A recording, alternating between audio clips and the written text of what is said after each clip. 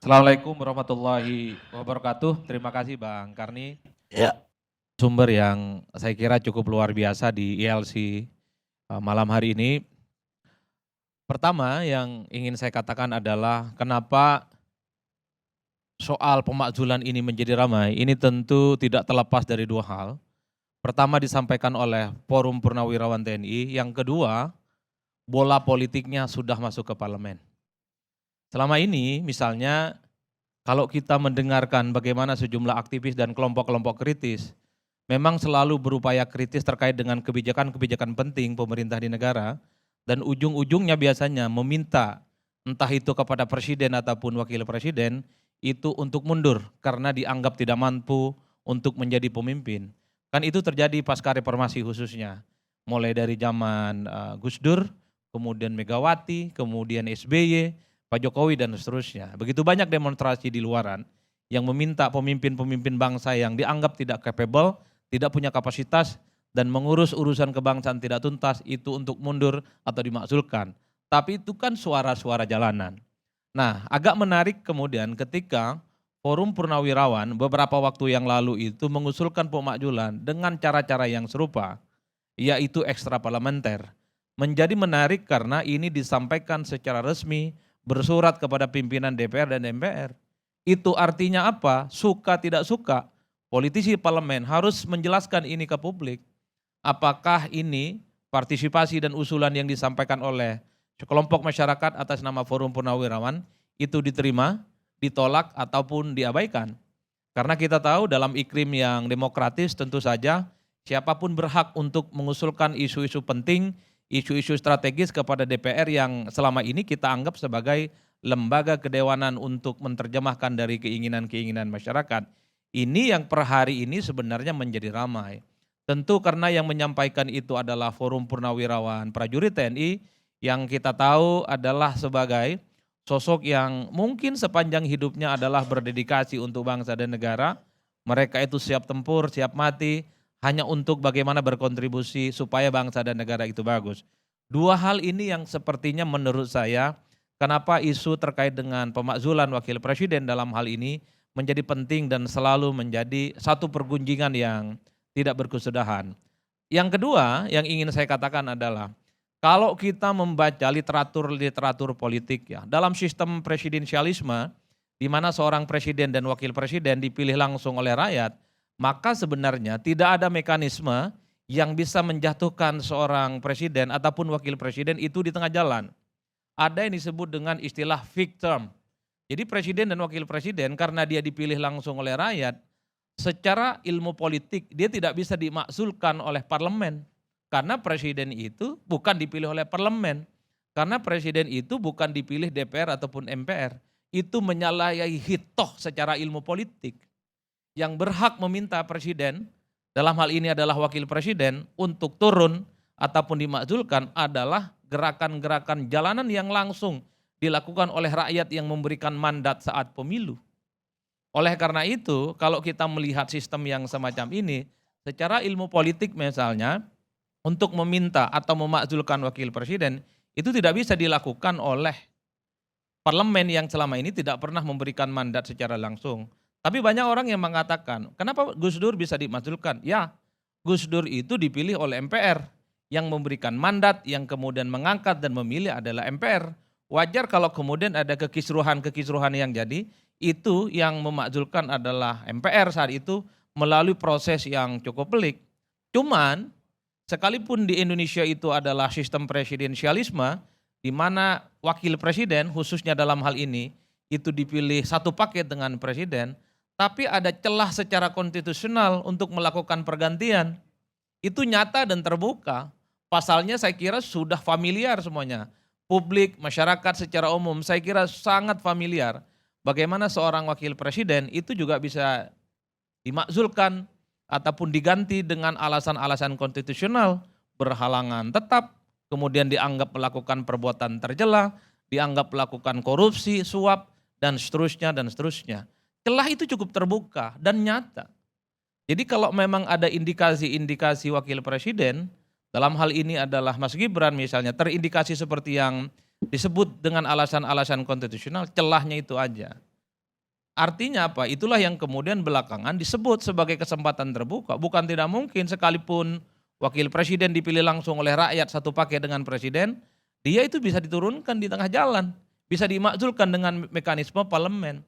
Cuman sekalipun ada celah konstitusi, tapi ini tidak mudah dan tidak gampang.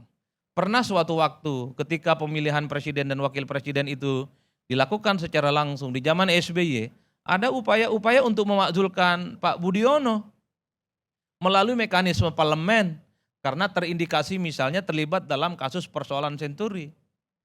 Tapi proses itu tidak terjadi. Tapi proses itu kan mentah di tengah jalan. Karena tentu tidak terlepas, tidak ada temuan-temuan yang kemudian dianggap mengarah kepada wakil presiden, dan yang paling penting secara politik Pak Budiono itu kan diberikan dukungan secara total. Presidennya sangat memproteksi Pak SBY saat itu, dan Partai Demokrat sebagai partai pemenang pemilu itu pasang badan. Jadi kalau ada member of parliament, anggota dewan yang kemudian berupaya untuk mengusulkan atau menggaungkan isu-isu yang terkait dengan pemakzulan, biasanya digalak-galakin tuh. Saya masih ingat Pak Ruhut biasanya. Kalau ada salah satu fraksi yang ada di MPR mencoba untuk mewacanakan soal pemakzulan Pak Budiono, biasanya digalak-galakin. Ini partai remeh-remeh, ini partai itik-itik yang kemudian tidak akan ada relevansinya. Artinya apa? Dalam konteks politik kita secara terbuka, isu pemakzulan perkara biasa. Dan ini terjadi hampir sepanjang pemilu ataupun presiden dan wakil presiden terjadi. Dan yang paling penting celah untuk melakukan pemakzulan itu ada. Tapi ini tidak mudah dan tidak gampang. Karena celah konstitusional itu bagi saya harus terindikasi bagaimana seorang wakil presiden itu melakukan pelanggaran-pelanggaran hukum secara tegas, perbuatan tercela, korupsi dan seterusnya. Nah, kalau kita membaca argumen dari Forum Purnawirawan TNI ini kan adalah proses pencalonan Gibran yang dipersoalkan, yang didasarkan pada putusan Mahkamah Konstitusi nomor 90 tahun 2023 soal syarat minimal umur calon presiden dan wakil presiden, dan itu yang dianggap sebagai cacat ataupun tidak mengandung unsur imparsialitas, itu yang dipersoalkan. Nah, mungkin nanti Bang Refli ataupun teman-teman yang lain yang ahli pakar hukum, apakah tindakan yang disebut dengan tercela dalam Undang-Undang 45 itu, Undang-Undang Dasar 45, apakah dia ketika seorang wakil presiden dilantik atau juga menyangkut ketika proses terkait dengan pencalonan Pilpres 2024? Karena bagi saya ini ada dua distingsi yang mesti clear secara konstitusional, karena yang dipersoalkan terkait dengan posisi wakil presiden hari ini adalah proses kandidasi, proses pencalonan ketika maju sebagai calon wakil presiden, Bang. Dulu dianggap tidak cukup umur, ketika ada putusan Mahkamah Konstitusi nomor 90 tahun 2023, sebelumnya tidak cukup umur, kemudian cukup umur. Kan itu argumennya. Apakah dalam pasal Undang-Undang 45 yang disebut dengan perbuatan tercela, kemudian melanggar hukum, itu juga dihitung dalam proses kandidasi? Ataukah sebenarnya perbuatan-perbuatan tercela, terindikasi inkonstitusional, melanggar hukum dan seterusnya, itu terhitung ketika ada pelantikan wakil presiden sejak tanggal 20 Oktober 2024 hingga saat ini. Itulah yang saya kira perdebatan-perdebatan hukumnya. Oke, secara politik dan secara hukum, saya kira argumen-argumennya sudah clear secara terbuka. Bagi saya, at the end, persoalan pemakzulan itu, ini ibarat bola liar, itu ada di DPR.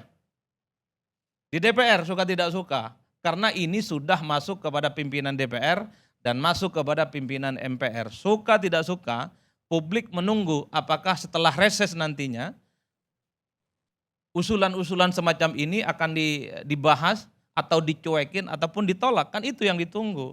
Sekalipun misalnya celah untuk melakukan impeachment dan pergantian wakil presiden itu dianggap sulit, tapi sekali lagi produk hukum di Indonesia itu juga adalah bagian dari produk politik. Kalau sudah DPR berkehendak, kalau sudah DPR mau, apapun bisa berubah dalam waktu sekejap. Yang ingin saya katakan adalah per hari ini potret parlemen adalah potret parlemen yang tegak lurus kepada pemerintahan. Berada dalam satu koalisi barisan merah putih atau koalisi merah putih. Bahkan partai politik yang kalah pemilu sekalipun juga memberikan dukungan secara tegas kepada pemerintahan Pak Prabowo. Dalam konteks inilah kemudian akan diuji apakah ketika ada usulan-usulan terkait dengan pemakzulan, kawan-kawan di DPR yang hari ini kita tidak mendengarkan secara eksplisit apa statement-statement politik mereka, itu juga memberikan argumen-argumen yang sama. Karena dulu waktu ada kasus Senturi, saya kira tim Was Senturi saat itu satu persatu ngomong soal kemungkinan akan menggulirkan misalnya hak angket ataupun pemakzulan. Per hari ini kita tidak pernah mendengar satupun ada anggota dewan di DPR yang mewakili partai-partai yang bicara soal mereka akan melakukan usulan terkait dengan pemakzulan. Satu persatu kita dengarkan argumen mereka sangat normatif. Ini bagian dari aspirasi, ini akan dibahas di pimpinan dan komisi, dan mungkin juga akan dibawa paripurna dan seterusnya dan seterusnya. Tak ada satupun yang secara eksplisit misalnya, secara gestur politik akan ada gerakan-gerakan di parlemen yang mencoba untuk mengusulkan bagaimana pemakzulan itu dianggap bagian dari hak ataupun inisiatif dari DPR. Ini yang mungkin untuk beberapa fase-fase yang akan datang sangat layak untuk kita tunggu. Apakah di tengah konfigurasi politik hari ini masih ada partai politik ataupun anggota dewan yang speak up secara lantang menyambut usulan dan partisipasi ataupun usulan yang disampaikan oleh Forum Purnawirawan Prajurit TNI soal pemakzulan wakil presiden. Karena tanpa itu semua ya saya kira usulan pemakzulan ini hanya akan menyasar ruang kosong dan tidak akan yang prinsip. Oleh karena itu kalau melihat politik parlemen bagi saya sangat layak untuk kita tunggu. Sekalipun ada gembok konstitusi soal ketidakmungkinan seorang wakil presiden di impeachment karena tidak melakukan pelanggaran hukum. Tapi ingat kalau sudah dewan berkehendak, kalau anggota-anggota parlemen ini sudah menginginkan segala sesuatu proses dengan cepat, apapun yang tidak mungkin segala sesuatunya serba mungkin. Sudah banyak contoh di negara kita bagaimana keputusan-keputusan politik parlemen itu adalah sesuatu yang tidak mustahil. Kita bisa cek dulu ketika ada pembahasan terkait dengan undang-undang Cipta Kerja. Itu bisa dikebut dalam waktu yang cukup singkat. Ketika ada revisi terkait dengan undang-undang TNI dikebut dalam waktu yang cukup singkat. Bahkan ketika ada revisi yang terkait dengan undang-undang Pilkada dikebut dalam waktu yang singkat sesingkat-singkatnya. Terkesan tidak rasional, terkesan mustahil, tapi itu yang terjadi.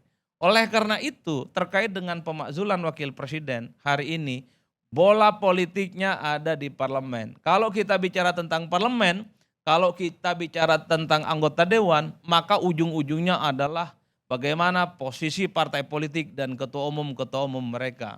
Karena saya termasuk yang meyakini bahwa anggota dewan hari ini yang jumlahnya kurang lebih sekitar 580 orang itu adalah petugas-petugas partai. Kalau diperintah oleh ketua umum partainya, lanjut, tolak, atau abstain, itu sangat mungkin bisa dikendalikan dalam apapun yang kemudian akan kita lakukan. Nah itulah yang saya sebutkan, proses politik soal pemakzulan wakil presiden hari ini itu adalah pendekatan elit, bukan pendekatan populisme seperti demonstrasi, seperti aksi jalanan, tapi secara prinsip adalah gerakan-gerakan elit bagaimana sikap partai, ketua umum partai menyikapi terkait dengan pemakzulan yang kemudian disampaikan oleh Forum Purnawirawan Prajurit TNI. Saya kira di situ memang poinnya Bang Karni. Dalam sistem presidensialisme ada satu istilah yang disebut dengan party presidentialism atau party presidentialism, di mana partai-partai koalisi itu tunduk dan patuh kepada presiden yang sedang berkuasa. Yang ingin saya katakan adalah semua partai politik yang hari ini tegak lurus dengan presiden sangat mungkin menunggu bagaimana arahan terkait dengan pemakzulan, tentu terkait dengan Presiden Republik Indonesia. Kuncinya di situ. Siapapun yang mampu mengendalikan parlemen, siapapun yang mampu mengendalikan DPR, dialah yang kemudian akan menentukan apakah usulan soal pemakzulan ini akan wassalam, dicuekin, ditolak, atau nanti akan muncul suara-suara satu persatu dari anggota dewan itu yang mencoba untuk memfollow api dan menganggap ini adalah aspirasi yang akan mereka usulkan. Tapi kalau melihat gesturnya, kalau melihat kecenderungan hari ini, rasa-rasanya tidak ada satupun anggota dewan yang mengamini, kemudian memberikan dukungan bahwa pemakzulan akan mereka bahas di DPR. Belum ada. Saya nggak tahu apakah ini karena isunya masih baru, saya nggak tahu apakah karena DPR itu masih reses, saya tidak tahu apakah tidak ada komunikasi antar pimpinan yang ada di DPR, atau sedang wait and see sebenarnya untuk melihat kecenderungan secara terbuka bahwa soal pemakzulan ini adalah pemantik bagaimana power interplay yang terjadi hubungan antara elit yang kemudian saling berkelindan satu sama yang lain. Konstelasi politik, kondisi politik adalah kunci bagaimana pemakzulan ini apakah akan terus lanjut atau memang hanya akan hangus di tengah jalan. Sekali lagi, kuncinya adalah pendekatan pada elit, kuncinya ada di parlemen yang saya kira sangat layak untuk bisa kita tunggu. Kalau kita bicara tentang parlemen hari ini adalah parlemen yang saya kira siapa yang mampu mengendalikan dan mengonsolidasi kekuasaan yang ada di DPR, dialah yang kemudian akan menentukan segala-galanya. Nah, yang menarik adalah ketika bicara terkait dengan pemakzulan wakil presiden dan wakil presidennya tidak memiliki partai politik apapun. Dalam kasus Budiono ketika muncul isu dan desas-desus, ada proses impeachment, tapi Partai Demokrat dan kemudian SBY sangat kelihatan sekali pasang badan. Nah, dalam konteks ini belum ada misalnya partai politik yang secara tegas menjadi garda terdepan di DPR untuk memberikan bagaimana dukungan kepada Mas Gibran untuk tidak dilakukan impeachment di tengah jalan. Saya baru mendengarkan statement dari Sekjen Partai Golkar, Bang Sarmuji, yang mengatakan bahwa tidak ada indikasi-indikasi untuk melakukan pemakzulan karena Wapres tidak pernah melakukan dan melakukan pelanggaran-pelanggaran apapun secara konstitusional. Yang ingin saya katakan adalah di tengah wakil presiden yang tidak punya partai politik, tentu ini menjadi PR besar di tengah gonjang-ganjing bagaimana terkait dengan pemakzulan itu terus bergulir hingga hari ini. Kita tinggal tunggu seminggu 2 minggu ini setelah DPR reses, apakah usulan pemakzulan ini betul-betul akan dibahas oleh DPR ataukah memang hanya sebatas angin lalu sebagaimana begitu banyak usulan-usulan yang selama ini begitu banyak disampaikan oleh kelompok aktivis, kelompok pro-demokrasi, dan gerakan civil society yang datang ke TPR menyuarakan aspirasi dan aspirasinya itu hanya pupus di tengah jalan. Kenapa saya ngomong begitu? Saya kira begitu, bahkan ratusan usulan-usulan ke DPR dan pimpinan itu disampaikan.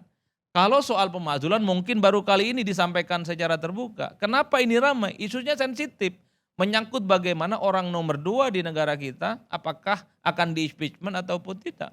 Selama ini saya kira kelompok-kelompok aktivis termasuk mahasiswa, kelompok-kelompok civil society silih berganti memberikan bagaimana masukan-masukan terkait dengan upaya-upaya DPR sebagai penyambung lidah rakyat itu memberikan kontribusi terkait dengan isu-isu yang ada di masyarakat. Tapi sekali lagi begitu banyak juga usulan dan masukan yang sampai ke DPR itu la yamutu wala yahya. Tidak jelas nasibnya, tidak jelas kemudian sikapnya, dan seringkali DPR itu tidak menyampaikan apa yang diaspirasikan oleh masyarakat. Yang ingin saya katakan adalah apakah usulan terkait dengan pemakzulan ini akan nasibnya sama dengan usulan-usulan sebelumnya yang disampaikan ke DPR, ataukah ada pihak-pihak yang sebenarnya mau mencoba bagaimana persoalan pemakzulan ini bisa dijadikan sebagai trigger untuk melihat konstelasi yang berkembang, bagaimana hubungan antara elit, bagaimana antar hubungan kelompok-kelompok kepentingan yang ada di negara kita, khususnya yang ada di parlemen. Itulah yang saya sebut Bang Karni, kita sangat layak untuk menunggu bagaimana sikap politik parlemen. Artinya pemakzulan itu masih bisa, undang-undangnya memperbolehkan, sekalipun itu sejauh ini melihat kecenderungannya memang rumit. Bisa tidaknya pergantian wakil presiden sangat tergantung bagaimana kawan-kawan politisi yang ada di DPR. Saya kira di situ, terima kasih. Wassalamualaikum warahmatullahi wabarakatuh.